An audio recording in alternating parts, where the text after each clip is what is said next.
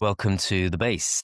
This week, Morgan and I are going to be sharing with you our non-fiction and fiction top 10 reading lists. Last week, we spoke about our habits of reading. We gave a little history of Morgan and I's relationship with reading and offered some tips about how to read in an age of distraction. So we're just going to dive straight in. We've got 10 non-fiction books and 10 fiction books that we regard as essential for creative people specifically, actors, but anyone who's interested in the history of ideas in general. So we're going to kick it off. Our first non-fiction book is Plato's Republic, which actually, Morgan, you have read very recently, and you've actually studied, you did an online course about the Republic, right? Yeah, I did. So yeah, The Republic by Plato to start us off. This is one of the most important texts in human history. I think it's incredibly foundational. So when you study it, it takes you back to the sort of first principles, first ideas. How do you think to start with in a situation? I will say it's quite a difficult book to read, actually. And I would recommend, if you're going to read it, get some help online. I did a brilliant course. I can recommend that to anyone who might like it. And yes, Michael Segru on YouTube, who's a fantastic philosopher who died last year, does these brilliant lectures on lots of great works in philosophy and literature. He says you have to read The Republic 5 times before you even begin to understand it. So yeah, it can be difficult. So I'd recommend getting help if you're going to read it. Plato writes in dramatic dialogue. It's actually quite good for actors. So you follow the philosophy of Plato through the interactions between the characters in his texts, and Socrates is often the main character in Plato's dialogues, and Socrates was his teacher, and so that's how we know Socrates. We know Socrates through Plato. And the Republic is Socrates in discussion with some other people of that time, discussing how you create the perfect republic, or politeia, which means regime. Polis is the Greek word for like city or state.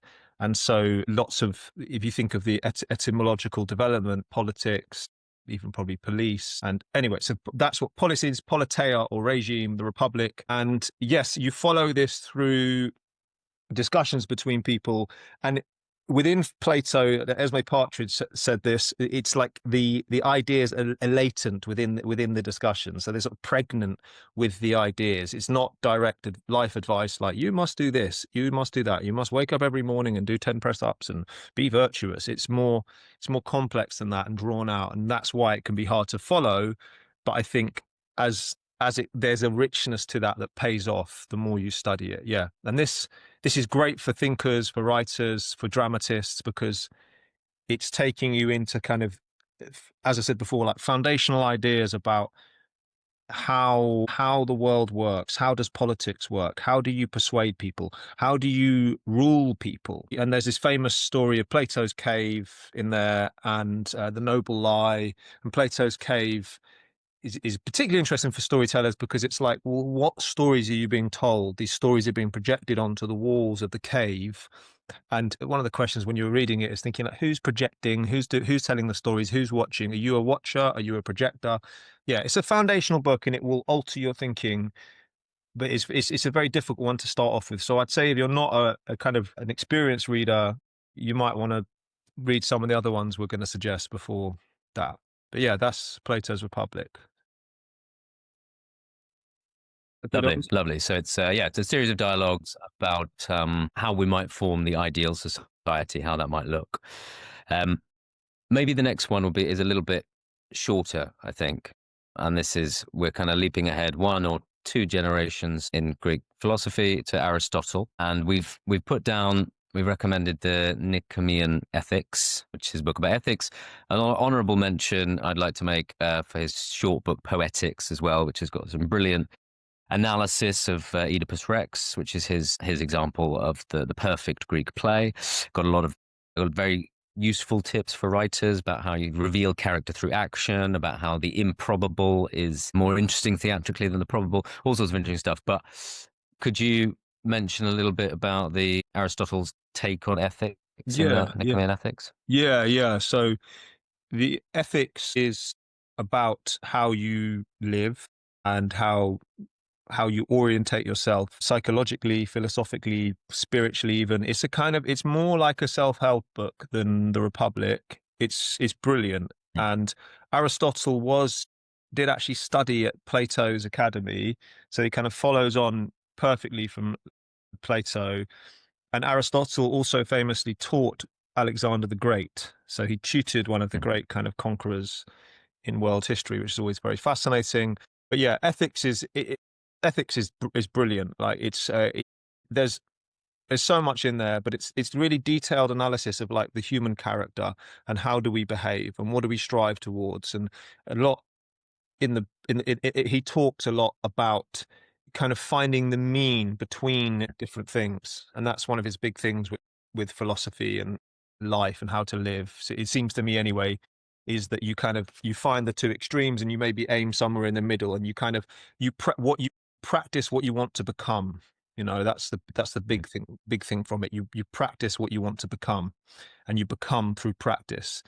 It's a great book, incredible. And yeah, and like Ollie said, the Poetics is a book that I think we should do a separate podcast on, because it's very small and it's hugely foundational to narrative and drama and the theatre. And I know some Howard Barker, when we spoke to him, sort of rejected the Aristotelian kind of some of the rules that he lays down, but that's another discussion. Yeah, no, it was a really interesting discussion, because you were asking, as I would ask, is Aristotle not like laying down the law, not like inventing what the rules are, but actually perceiving what the most effective things appear to be inherent in storytelling, rather than just laying it on top. But yeah, that's a question that we explore in the Howard Barker interview a little bit. Yeah. Can I just throw in while we're there, is that I think Yep. with all of these old books in mind, translations are important, and I would encourage anyone who's going to read these books to seek out good translations and to do some research on that, because that can change your experience of reading an old book, or like a Russian novel or something. So yeah, look into translations. I read the Alan Bloom translation of the Republic, and I can't remember with Aristotle, but we'll put them on the screen when we're going. Yeah. Great. The next one on the list is, I think this is 4th century BC, and this is the Tao Te Ching. We were debating how to pronounce it. And this is an ancient Chinese text, a series of proverbs, maxims, stories by Laozi, I think, although the authorship is sometimes questioned. And now I've read parts of this. You can get like really nice penguin editions of little extracts from it, like highlights from it. It's got the famous a man dreaming that he was a butterfly, but is it a butterfly dreaming that he was a man? That parable in there. But yeah, what are your thoughts for including that? I was actually given this when I was at RADA by a female student who had it a translation where they changed everything to she in the book, a very progressive version of it, but it was absolutely fantastic, and I loved it. And it's yeah, I just think it's an incredible text. It's a mystical, mysterious text, and it's very accessible, and it's profoundly kind of calming and affecting, and it's just sort of like, it's vital in its wisdom. Like you can feel the wisdom coming into you as you read this. It's very beautiful, mysterious writing, but I think, yeah, it's a nice one to throw on this list, and I think it's a lovely little book for people to look at. And it's quite different from the Greeks, because you are sort of supposed to read it in little chunks, right? It's like it lends itself to kind of fragmentary reading. You pick up a little bit here and there, and it does, as you say, like or like puts you in a slightly mystical state of considering these things. Yeah, it really does, and you can read like you say, you can read one page a night. It's that kind of. Yeah. It's a little bit of like a bedside table kind of present you can get for people, but it's profound. And I am just going to say I prefer it to The Art of War, which is another ancient Chinese text. Anyway, that's number 3. So let's keep moving. Number 4 is a biggie. It's the Bible. We talked last week actually about how we really think that people should read this if they want to talk about these things. I've read, so I was a Christian, a very, very committed Christian for uh, quite a few years in my teenage years when I was at university, and it faded somewhat, but I still have lots of sympathies towards Christianity, and I'm very glad I went through that phase. Because I mean, I ran Bible discussion groups at university. I was full on, and there is something invaluable about having done that and knowing all these stories. It's an extremely varied text, right? I mean, it's very difficult to kind of summarize or even summarize the sort of tone or style of it. There's so many of you got things like, um, the famous like lists, thou shalt not, of, can't remember the name of the book. But then you've also got the Song of Songs, the Song of Solomon, and then you've got the New Testament parables, the letters of St. Paul's. It's really extremely varied selection of writing. Yeah, yeah, it's an incredibly. I mean, yeah, it feels silly trying to find the words to describe the Bible, really, but it's I'll say like it's a foundational text for all of thought. Whatever you think about the Bible, you should read it, you should study it. It's incredible, and yeah, like you say, it's incredibly varied. Some of it is kind of mystical, some of it seems to be historical. There's kind of relationships between the Old Testament and the New Testament. Paul's letters are historical documents. So that's just absolutely fascinating. Just the history around it all is just extraordinary.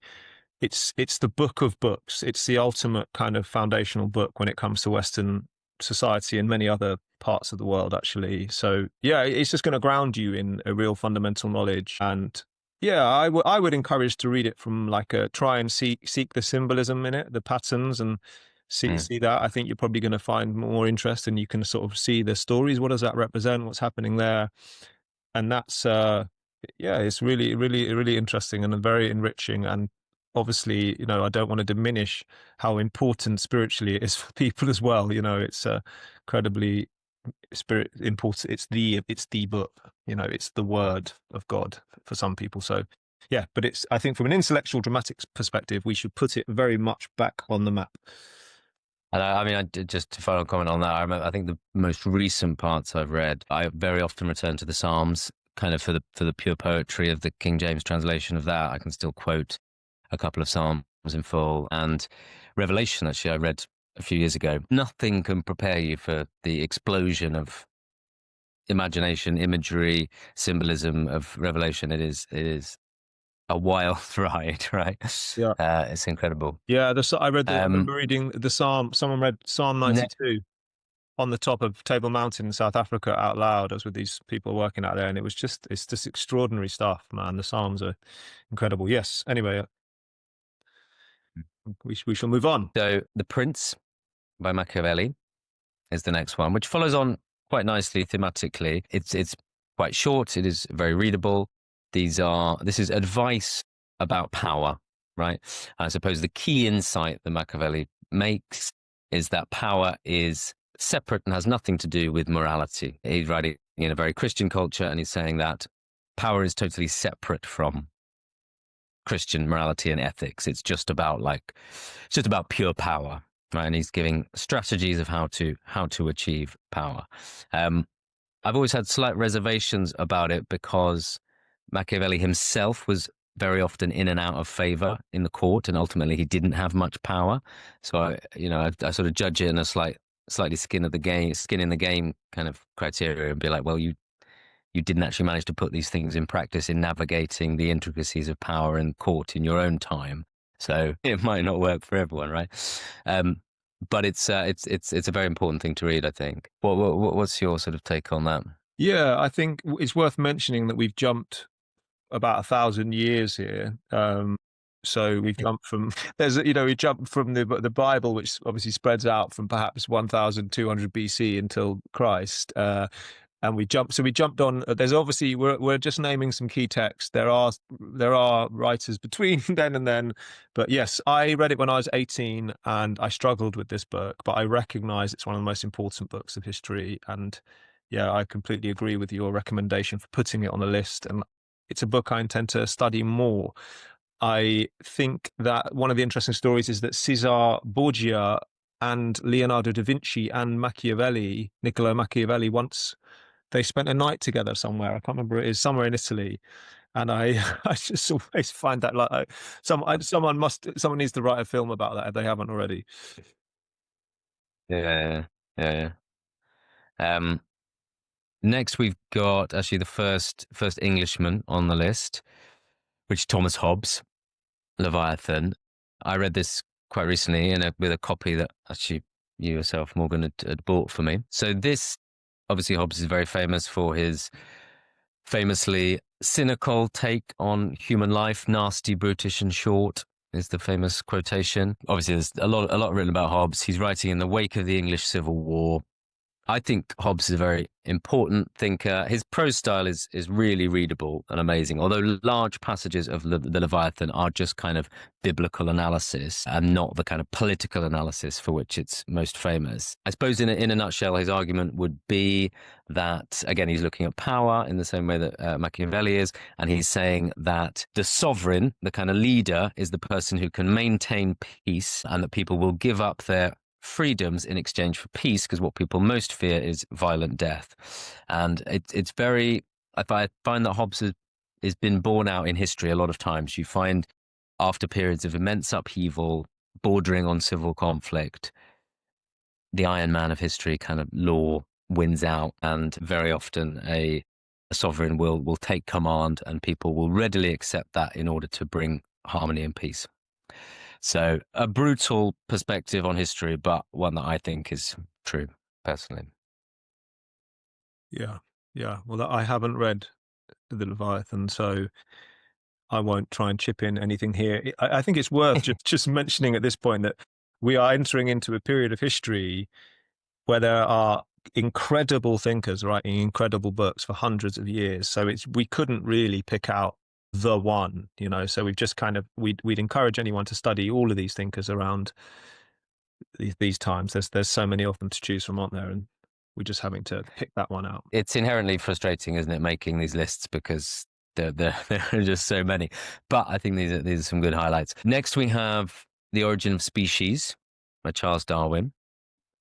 It's just a point. It's a huge changing point in history, isn't it? You've got like the Copernican revolution of the heliocentric, when you sort of realize that we're moving around the sun, and that shatters people's world kind of view and scientific view and philosophical, religious view. And then, you know, 200 or so years later, in the 1800s, 250 years later, you have another kind of ground shattering, reality shattering sort of book coming out, and this is The Origin of Species. And I think it feels so significant in history and how it influences people's thinking from then on. Next, we've got Nietzsche. We've got Thus Spake Zarathustra, and I would make an honorable mention of The Genealogy of Morality, which is his masterpiece. Was actually maybe more readable than Zarathustra because it's much shorter, a series of, I think, maybe four essays. It's completely mind-blowing. Nietzsche's style is exhilarating but quite slippery, and I think on first reading one would get swept up in just the energy of the writing. You've got all these exclamation marks, these rolling sentences, really ecstatic, powerful stuff. So, but to dive down into his argument, we don't have time to, because it's extremely dense and complex in The Genealogy of Morality, particularly. He's looking at, that's the book where he really gets into his critiques of Christianity, which I think are very, very powerful. And he views Christianity as what he calls a slave morality. The powerless in society don't have any power. They don't have physical power, they don't have political power, but Christianity, it gives them a sort of mechanism through which to attain power, which is they attain power through making their suffering and their oppression virtuous. In a very, very basic nutshell, that'll sort of do. And that has a lot of implications. I think it's an extremely powerful, troubling thought. And I think we see the consequences of a lot of that today, of this sort of hyper suffering, automatically assuming the virtue of the oppressed, which Nietzsche would find kind of disgusting and unhealthy. But yes, I mean, for his style alone, he's an exhilarating writer. Yeah, yeah, he's a very interesting character, isn't he?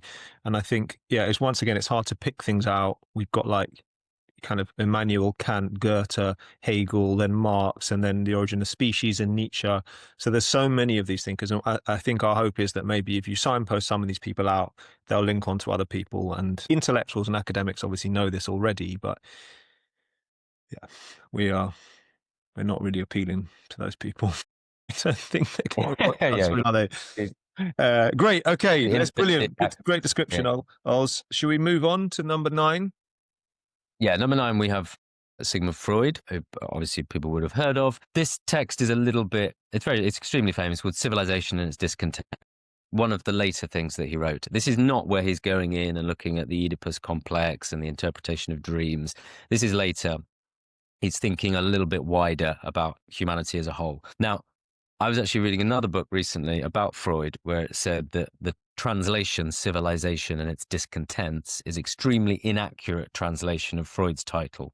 An accurate translation of Freud's title is The Inherent Uneasiness of Culture. That's apparently a more accurate translation. So Freud is saying modern man, cultured modern man, is actually alienated from their own instinctive, tribal, more primitive self. And this creates an inherent uneasiness. The more cultured we become, the more kind of uneasy we become. We sort of fudge that. We make accommodations for that in order to live in a civilized way. But he said there's always going to be friction between civilized people and our own instinctive urges, because for Freud, we are animals ruled by passions and subconsciousnesses. So, but it very good read. Freud is a brilliant writer, very, very clear, succinct, and powerful writer. Yeah, yeah, fantastic summary. I would just throw in an honourable mention of Carl Jung, who's his kind of one of his proteges who seems to differ from his ideas. And so I think Jung will really appeal to actors and dramatists. And yes, anyway, and one of Yep. Jung's really famous books is Man and His Symbols. Yeah. So number 10 is from a writer who is still alive.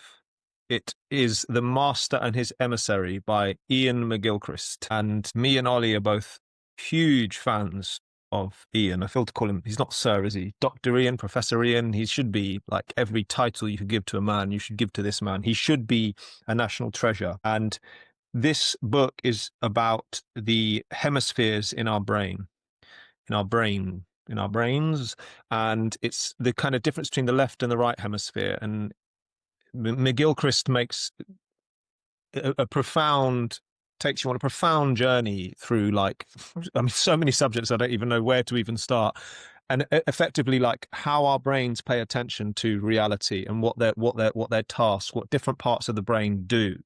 And his kind of general warning and thesis seems to be that the emissary, the left hemisphere, which is the emissary, has basically taken over from the master, which is the right hemisphere. And so we are now in a left-brained world. And that's very dangerous. And he goes back through history and shows all these points when that happens and how things go really badly wrong. And he's encouraging us, pleading with us, directing us towards allowing the master to take back some control. There's so much in this book. It is a life-changing, reality-altering book. He is still alive. You can see his lectures. He's still around. And yeah, we just want to encourage as many people as we can in his direction. He's absolutely fantastic. And Ollie, have you got any thoughts on this book? So, yeah, I think it's just important to mention. So, the left hemisphere, that is the emissary, is very good at finding information and sort of detail about the world. The right hemisphere is very good at putting that all together into context and a situated reality. And so the emissary is supposed to bring back information to the right hemisphere to put it into a full picture. And as you say, his argument is that at the moment we just have the emissary has taken over. So the master, which is just information and detail, completely contextless and not reality based, has taken over. But those are what the two hemispheres do. Yeah. There's so much more Yeah, to he has, it. again, a wonderful style. Yeah, there's so much more to it. And we are absolutely absolutely delighted that we are going to be talking to the man himself in November. So that's an exclusive for this pod. We've been preparing for it diligently. We are reading through his new book, which is about 2 or 3 years old now, The Matter with Things. And it's an even further profound examination and argument of his ideas. And it's a big old book, and we are preparing for it, and we are both incredibly excited about this. So Mm. yeah, that's something to look forward to, but we really hope we can kind of do justice to his ideas and to think about how his ideas might kind of map onto drama and our world. Yeah, so Absolutely. Yeah, and we will pick up all those thoughts when we speak to him. So let's move on to fiction. yeah, We're gonna whistle through 10 big, important fiction texts. Straight off, we've included them in one, the Iliad and the Odyssey by Homer. May not have been one person, may have just been an oral tradition. These are really great fun to read. I would recommend the translation that I was taught at university, Richard Lattimore, I think it is. Very readable. Actually, with my partner, we read the Odyssey over lockdown again. We did like a chapter a night, reading it aloud, and it's just brilliant storytelling. It's absolutely amazing. It's like a TV show. You read the first chapter, and you're like, oh, that would be the first ever. That would be the pilot episode where Odysseus is finding his way home, and the Penelope's in disarray at home. Absolutely amazing storytelling, and one of those texts that can be taken for granted, but I think definitely needs to be read and read it aloud. It's a laugh. read it aloud is absolutely astonishing.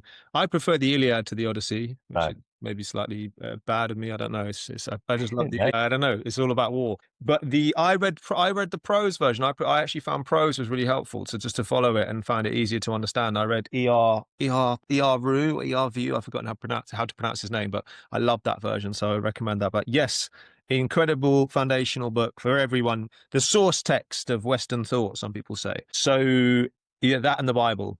Okay, number two, we've got a play here. We've got Oedipus Rex by Sophocles. So, Ollie, you are very good on this play. Would you like to say any words?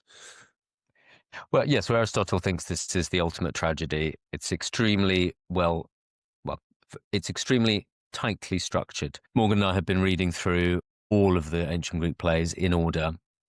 We've found that their structure can be very weird and wobbly, and they can jump around from being one character as the main character, then another character as the main character, then that character dies a third of the way through. So I think the lesson of that is that ancient theatre is very, very varied in its style, but Oedipus Rex is the most concentrated one. Its plot unfolds wonderfully. I always use it as an example of very, very good plotting in a play. Everything leads to everything else inexorably, and it's the ultimate detective story, right? Oedipus has to find out who this murderer is, and this unsolved murder has caused the pollution of the town. The twist is he is the murderer, and it unfolds at a real, like, it just slowly ratchets up like an amazing thriller. I haven't seen it for a very long time, actually, but it always works in performance. But again, a great thing to read. Yeah, yeah, and I'll give a shout out to Aeschylus and the Oresteia. We read this morning the Libation Bearers, which was, I mean, what a play. So yeah, but we'll use Oedipus as our kind of signpost for that era. So let's jump on to number three, and to find some balance between our last jump between the Bible and Machiavelli, we're going into the medieval era here with the Divine Comedy by Dante. And so yes, Ollie, would you have any words to say on this? Yeah, so 3 books. Dante is taking us on a journey of hell, purgatory, and paradise. Virgil, the great Roman poet, is Dante's guide through the different regions, written in these three-line stanzas, as a specific name in Italian for the type of rhyme scheme he uses, full of characters from history, contemporaries of Dante. Some contemporaries he sort of put into hell, which is always quite funny. But again, like incredible imagery, some incredible passages. I remember going to an exhibition of Botticelli. Botticelli does illustrations for different sections of all the parts of the Divine Comedy, and it's quite good to it helps to like situate it in your mind to maybe look at those amazing illustrations by Botticelli. And yeah, very famous, lots of famous passages where he goes to the forest of suicides in hell. These people who've committed suicide have been turned into sort of twisted trees and things like that. Got a very famous opening midway through the journey of life. I woke in a dark wood, and the true path was lost to me, or something like that. It kind of gets less interesting. The Purgatory and Paradise are traditionally sort of less interesting because happiness writes white, as I think Philip Larkin quoted someone else as saying, as in happiness doesn't really come out on the page. It's more misery is more the subject of literature. I mean, it's extraordinarily imaginative and detailed when you read it. It's quite, I find it quite difficult, but yeah, it's It is just difficult. It's a the difficult text. imagination. And it's like if you're Italian, Dante is like your Shakespeare. So they will study Dante in school. And yes, Yeah. anyways, okay, let's move on to Hamlet, number 4, Hamlet by Mr. William Shakespeare. I mean, everyone knows quite a lot about this play. To be or not to be, that is the question, is probably the most famous dramatic line in history. So we thought we'd throw in a Shakespeare, and this is, I would say, is the Shakespeare play. I think it is the play in history. I think it's just the most remarkable text, dramatic text ever. And I would encourage people to read it and study it. And I think we'll all be studying it for the rest of our lives. It's a play that's more intelligent than all of us. And as Harold Bloom always says, Hamlet himself is actually more intelligent than Shakespeare. He's escaping Shakespeare as he's going. He's like smarter than his Wow. writer. Wow. But yeah, it's just an absolute, it's a brilliant plot, fantastic story, and just brings up some of the most profound questions about what it is to be alive, what it is to act, what should we do, I mean, there's so many themes in there. It's just it's the text, I think, in theatre history. Would you agree, Els? Yeah. Yeah. I mean, it opens up so many questions. It sort of expands the realm of the interior human, right? And some of the scenes are completely incredible. I think I reread the Gertrude and Hamlet confrontation scene recently and was kind of shocked at how radical it was, how kind of violent and unpleasant and visceral it was. But I mean, yeah, all of those scenes, the nunnery scene, and it just There's so much in there, man. It's like it's yeah, a yeah. mountain range of wonders, and like the Claudius speech, the speech when he's kind of going down to his knees, and Hamlet. This, you read another bit of Hamlet, and you're like, I forgot about this bit. I didn't even, you focus on this bit, and you go back, you're like, what about this? This is, and then you read like a little passage, and you're like, well, that's the most incredible passage you've ever read. The readiness is all, that bit at the end when him and Yeah. it's just, it's off the scale. This stuff is off the scale. So yes. So let's move on from Hamlet because I think it's quite well known. Yeah. So number 5 is Don Quixote by Cervantes, Miguel de Cervantes, and this is kind of thought of as one of the oldest novels, first kind of novels. Would you say that's right? Very early novel. Yeah, I mean, there were some Roman novels, but yeah. Right. Okay. So very, very long. You'll hear it referenced a lot. I really love this book. I read it like last year. I kind of felt like I was on the donkey. You feel like you're plodding along with the book. I find it very funny. It's about a kind of old man who decides that he wants to go out into the world and prove that he is the greatest knight alive, and he's a fantasist, and he kind of goes on these wild adventures and takes this little servant with him, Sancho Panza, and they kind of ride on on these horse and a donkey and just keep on having these wild adventures. And yeah, I think it raises some really fun questions about like what it is to be anything. And actually, like, there's points in the book when you start to think, oh, like he kind of is this, like he's mad enough to think it. He kind of is becoming this kind of thing that he wants to be, even though it seems all delusional at times. Yeah, So there's it's crucially about a guy who's sort of studied how to be a knight from books and loves all of the medieval literature and is trying to like, apply that to the world, which is interesting from people who are very into books, like how you sort of try and apply your learning into the world, and you sort of have to be delusional, but as you say, sometimes you have to be delusional to try that, and it works. That's how we get the phrase tilting at windmills from Don Quixote as well, because he practices his jousting with a windmill. Yeah, it comes up a lot. It comes up a lot in like history, and that's the good thing. This thing about reading these books is you'll see them referenced throughout history. You know, they pop up. We did that Vladimir Mayakovsky play, and I remember Vladimir Mayakovsky was obsessed with Don Quixote. He used to kind of like read out the book out loud and stuff. So yeah, it's a historic great book. I really enjoyed it, and I found it very funny. So and the next on our list is Paradise Lost by John Milton. Ollie, can you tell us some things about this book? So it's quite long, it's quite tricky, but this is Milton, as he says, explaining the ways of God to man. So he's giving a history of the initial founding of the universe by God, the wars in heaven, how Satan, Lucifer, the great angel, the highest angel, warred with God, fell down to hell, assemble his tribes to bring battle once more through Adam and Eve in the garden. So it tells that biblical story. It's often called the first sci-fi piece of science fiction literature because some of those descriptions of Satan in the cosmos read a bit like sci-fi. I read it quite young, I think even before university, and then studied at university, and just very lucky to have done that because there's so many lines that still stay in my head. The speeches of Satan are up there with some of Shakespeare's finest writing, finest dramatic writing. Extremely vivid. Again, it is very long, so you might want to take it slowly or just read little chunks. Milton was blind when he wrote this, and he would apparently go to sleep and sort of dream whole sections of it and wake up and dictate whole chunks of this perfect verse. Yeah, great. But there's a lot to say about that, obviously.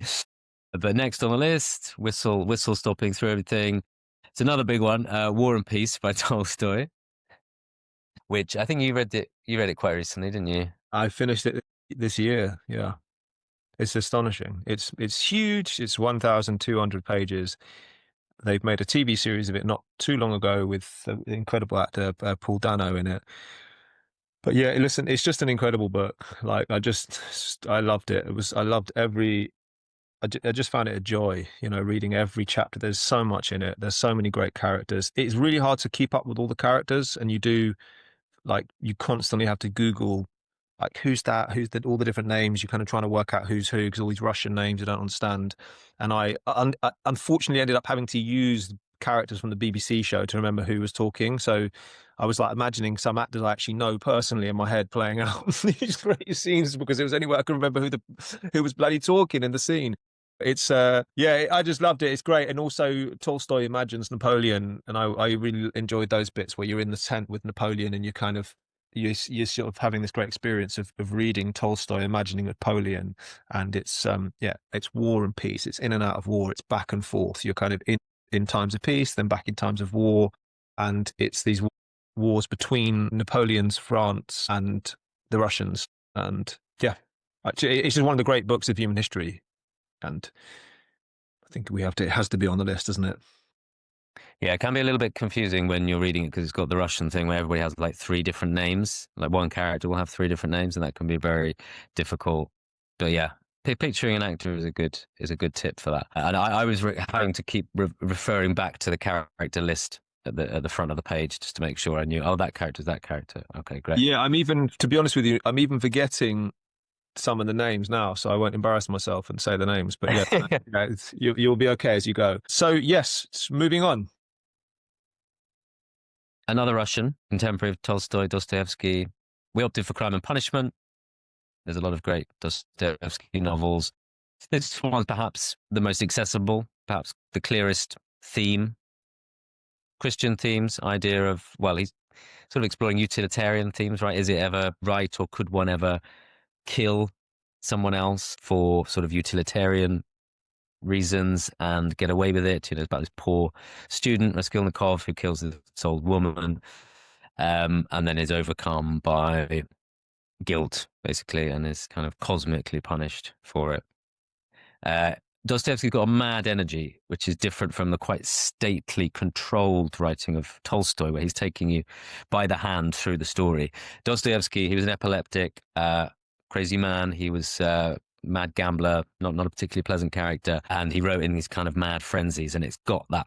The plot is like just a train barely staying on the track sometimes. But my God, I remember first getting into reading Dostoevsky, I was like, I think I've not long graduated from RADA. It was really cold in a cold flat. I was ill, and I was like, I had gloves on my hands and reading Reading about Dostoevsky, Raskolnikov. but getting swept up in feverish madness in it. Yeah, It's but it is really, like I having a mean, fever. honestly, It's the like a first fever dream. 100 pages, I remember just, it's disturbing. It's so detailed and brilliant and awful. The little room he's in, Raskolnikov, the main character. It's a fantastic book. I think, yeah, it's a life-changing book. It's like a black pill. It's like the ultimate black pill, but then the ultimate white pill within it. You sort of, it confronts you. It confronts you with the kind of most profound questions of existence. And I would say as an entry-level book, for anyone who's not that well read, I'd say this is actually quite a good one out of all the ones to start with. I think it's quite accessible. It's not that long and it's very readable. So yeah, I would say you could jump into this one quite easily. So fantastic. So next, I believe, Ollie, we are doing a joint. We're tying up two American authors here because we couldn't quite decide which one to recommend. So we're going to recommend two, right? We're going to do Moby Dick and Blood Meridian. Yes. Okay. Yeah. Yeah. Yeah? Let's do that. So that's they're about Yeah. 150 years apart, but we just wanted to do. We thought we'd just do two American books. So Moby Dick by Herman Melville and Blood Meridian by Cormac McCarthy. I read Moby Dick this year or last year. I can't remember. I have to say I struggled with Moby Dick, but it's a big book in history. It's like being lost at sea, and at times I wanted to give up. I felt like I'm just going to jump overboard and leave this book, but I carried on. There is some amazing poetry in there, and occasionally, a bit like with Dante, even though I was struggling to follow all the time, there'd be a passage that would just suddenly stick out and Oh yeah. Yeah. move you. And so, Absolutely. yeah, it's a very famous book, and I think it's just giving our nod to American literature. And yes, I know, Ollie, you're a huge Cormac McCarthy fan. And could you tell us about Blood Meridian, please? Yeah. So Blood Meridian, in lots of ways, is taking its inheritance from Moby Dick. Right. It riffs on some of the literary tropes in Moby Dick, but it's a very, very different book. It's set so mid 19th century Mexican US border territory about a band of killers, basically, that this young guy called the Kid gets involved with. Among this group who go around, they're killers for hire, basically, in the sort of Mexican US wars. Among the group is one of the most famous modern characters, one of the most famous characters in modern American literature, called the Judge, who's a sort of described as 7-foot bald albino philosopher killer. And he's the most terrifying character in literature, and he's vivid. And I have to say, the last 100 pages, I only read it, I came to Cormac McCarthy quite late, I only read it a few years ago. The last 100 pages, I was moving house at the time, but I was surrounded by books. I just couldn't put it down. I was just completely gripped. And I finished it, and I thought that particularly those last 100 pages were the finest prose I had ever read. And I keep going back and reading those final sections. It's just breathtaking. Fantastic. Okay. So we will finish with Ulysses by James Joyce. So we've kind of weirdly jumped chronologically ahead with Cormac McCarthy, but we wanted to have someone who was kind of nearer to our time because he only died a couple of years ago, didn't he, Cormac McCarthy? Yes. Yeah. So, Ollie, can you finish us off by telling us about Ulysses by James Joyce? Yes. So again, it's quite a hard one again. They're often quite hard books. The most accessible will be Blood Meridian and Crime and Punishment. But Ulysses is quite accessible if one reads it aloud. The first 3 chapters, which are quite long, are actually very accessible.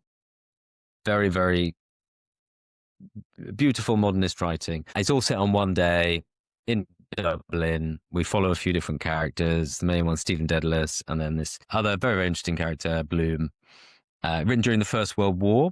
James Joyce didn't fight, had terrible eyesight. There's a line in a Tom Stoppard play where there's a character of James Joyce, and one other character asks him, "What did you do? What did you do during the war?" And James Joyce replies, "I wrote Ulysses." But I would suggest reading it aloud. I'm extremely geeky. I went through a big James Joyce phase maybe 10 years ago. I've actually read it from cover to cover 3 times aloud. And it does start to unlock its secrets. It becomes very, very obscure, particularly in the middle, where there's one particularly sort of boring chapter where he's deliberately parodying all the different English writers in history. So there's lots of weird literary games like that, but it can suddenly come alive. A famous final 60 pages monologue by Molly Bloom, which famously has no punctuation, no commas, no full stops. There's a famous picture of Marilyn Monroe reading Ulysses. So if she can't, so can you. So can you, yeah, yeah. I remember reading the introduction. He said something like, Joyce said something like, "I'm putting codes in the enigma that scholars will take centuries to work out." So it might be hard for the normie reader, Yeah, but yeah, yeah. there we go. Okay, so that's that. There are 10-10. We realize that people may well be going, no, no, you've forgotten this. How dare you forget this? We don't care.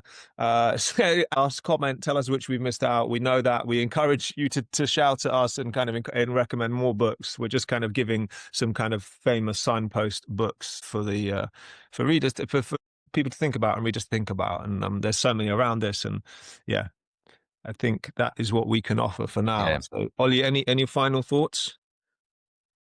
No, absolutely. I mean, yeah, obviously there's thousands and thousands of books we left out, but these are some good touchstones. And if it just prompts you to think, oh yeah, maybe I'll give that Freud book a go or Blood Meridian a go. Job done. That's great. Job done. All right. Well, thank you for listening. Please subscribe, like, and comments and all that business helps us juice up the algorithms and grow our project. So we've got some big plans and want to kind of create some really interesting stuff. And we want to kind of intersect the worlds of philosophy, literature, and drama, and acting and theatre. So yes, thanks for listening, and we'll see you soon.